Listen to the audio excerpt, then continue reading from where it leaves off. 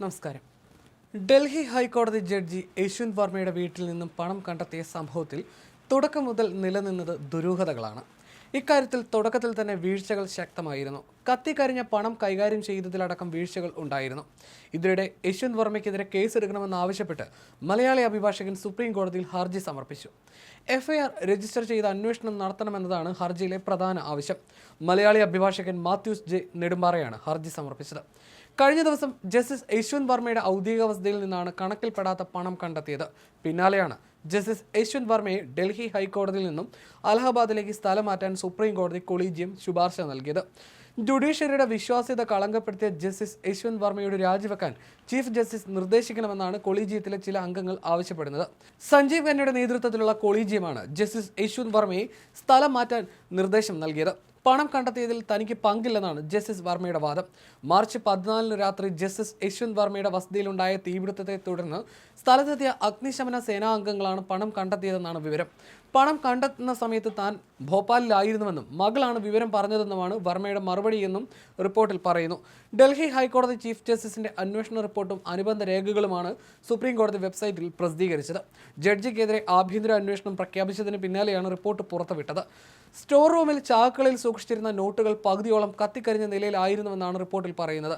March 16 വിവരം അറിഞ്ഞ ശേഷം യശ്വന്ത് വർമ്മയെ ഡൽഹി ഹൈക്കോടതി ഗസ്റ്റ് ഹൗസിലേക്ക് വിളിച്ചു വരുത്തി. എന്നാൽ വീട്ടിൽ പണം സൂക്ഷിച്ചിരുന്നതായി അറിവുണ്ടായിരുന്നില്ലെന്നും സുരക്ഷാ ഉദ്യോഗസ്ഥരടക്കം ഉപയോഗിക്കുന്ന മുറിയാണിതെന്നുമായിരുന്നു ജഡ്ജിയുടെ വിശദീകരണം. ദൃശ്യങ്ങൾ കാണിച്ചപ്പോൾ താൻ നിരപരാധിയാണെന്നും പണം കണ്ടെത്തിയതിൽ തനിക്കെതിരെ ഗൂഢാലോചനയെന്നുമായിരുന്നു യശ്വന്ത് വർമ്മയുടെ പ്രതികരണമെന്നും ജസ്റ്റിസ് ദേവേന്ദ്ര കുമാർ ഉപാധ്യായ സുപ്രീം കോടതിക്ക് നൽകിയ റിപ്പോർട്ടിൽ പറയുന്നു.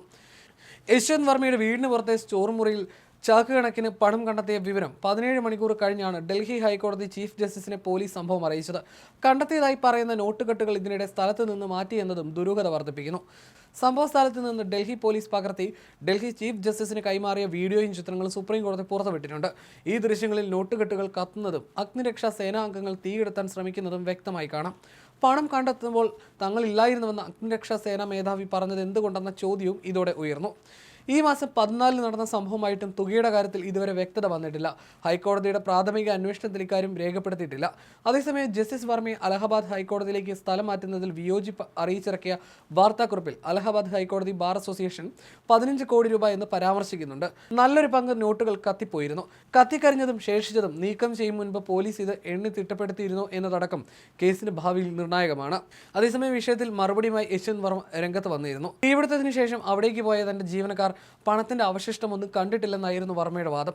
മാർച്ച് 14 അർദ്ധരാത്രിയോടെയാണ് തീപിടുത്തമുണ്ടായത്. അപ്പോൾ എൻ്റെ മകളും പ്രൈവറ്റ് സെക്രട്ടറിയും വിവരം അഗ്നിശമന സേനയെ അറിയിച്ചു. അവരുടെ കോളുകൾ കൃത്യമായി റെക്കോർഡ് ചെയ്യപ്പെടുന്നതാണ്.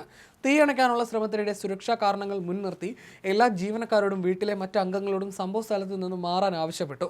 തീ അണച്ച ശേഷം അവർ തിരിച്ചു വന്നപ്പോൾ അവിടെ പണമോ കറൻസിയോ ഒന്നും കണ്ടെത്തിയിട്ടില്ല എന്നാണ് യശ്വന്ത് വർമ്മ ഡൽഹി ഹൈക്കോടതി ചീഫ് ജസ്റ്റിസ് DK ഉപാധ്യായയ്ക്ക് നൽകിയ മറുപടിയിൽ വ്യക്തമാക്കിയത്.